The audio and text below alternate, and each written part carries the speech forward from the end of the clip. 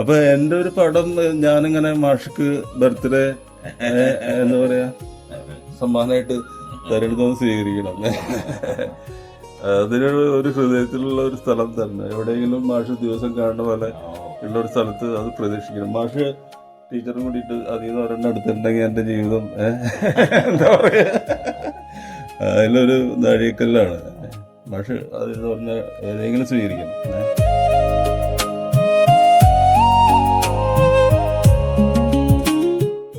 എല്ലാം എൻ്റെ ഹൃദയമാണ്.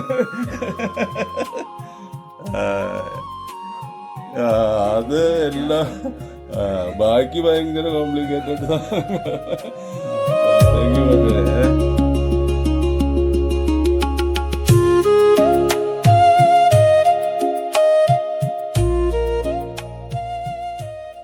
ശ്രീരാജ് താമ്യത്തിനെ കാണുന്നതും അദ്ദേഹത്തിൻ്റെ ചിത്രങ്ങൾ ഒന്നിച്ചു കാണുന്നതും എൻ്റെ ജീവിതത്തിൽ വളരെ അവിസ്മരണീയമായൊരു മുഹൂർത്തമായിരുന്നു. കാരണം ചിത്രകലയെ ഇത്രയും സ്വാഭാവികമായി സ്വാതന്ത്ര്യത്തോടുകൂടി പ്രയോഗിക്കുന്ന അപൂർവം ചില ആളുകളെ ഞാൻ കണ്ടിട്ടുള്ളൂ.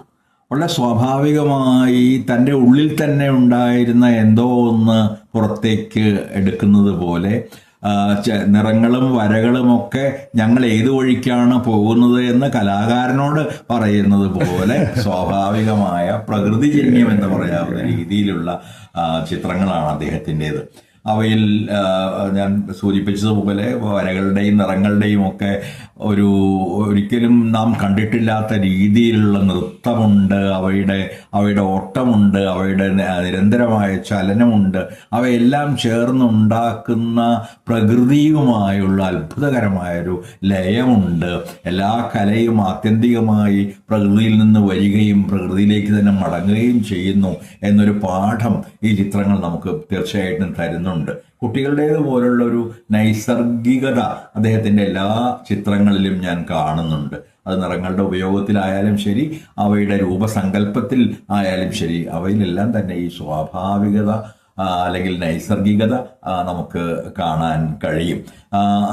ഒരു ചിത്രം എന്നോട് തിരഞ്ഞെടുക്കാൻ പറഞ്ഞപ്പോൾ ഞാൻ തിരഞ്ഞെടുത്ത ചിത്രമാണ് നിങ്ങളിപ്പോൾ കാണുന്നത്. ഒരു പോൾ ക്ലേയെ കുറിച്ചുള്ളൊരു പ്രശസ്തമായ കവിതയുണ്ട്. പോൾ ക്ലേ വരകളെ നടക്കാൻ കൊണ്ടുപോവുകയാണ് എന്ന്. ഞാൻ അത് വെച്ചിട്ടൊരു കവിത എഴുതിയിട്ടുണ്ട്. വരകളെ നടത്താൻ കൊണ്ടുപോകുന്ന ഒരാളെയാണ് നമ്മൾ ഈ ചിത്രത്തിൽ കാണുന്നത്. ഈ വഴിക്കും ആ വഴിക്കും ഒക്കെ വരകളെ കൊണ്ടുപോയി വരകളെയും നിറങ്ങളെയും ചേർത്ത് ഒരു വിചിത്രവും വിസ്മയകരവുമായ ഒരു സ്വരൂപം സൃഷ്ടിക്കുന്നതിൻ്റെ കലയാണ് നമ്മൾ ഇത്തരം ഒരു ചിത്രത്തിൽ കാണുന്നത്. അതായത് എല്ലാ ചിത്രങ്ങൾക്കും ഈ തരത്തിലുള്ളൊരു സ്വാഭാവികതയുണ്ട്. അത് മരത്തിൽ നിന്നോ കിളിയിൽ നിന്നോ മൃഗത്തിൽ നിന്നോ തൻ്റെ പരിസരത്തുള്ള എന്തിൽ നിന്നുമോ വന്നിരിക്കാവുന്നതാണ് എന്ന് തോന്നുന്ന രീതിയിലുള്ള സ്വാഭാവികത ശ്രീരാജിൻ്റെ ചിത്രങ്ങളിലെല്ലാം തന്നെ ഞാൻ കാണുന്നുണ്ട്. വലിയ ആഹ്ലാദത്തോടു കൂടിയാണ് ഞാൻ ആ ചിത്രങ്ങൾ കണ്ടതും ആസ്വദിച്ചതും ഒരുപക്ഷെ ഇനിയും കാണാൻ പോകുന്നത്. താങ്ക് യു മാഷേ.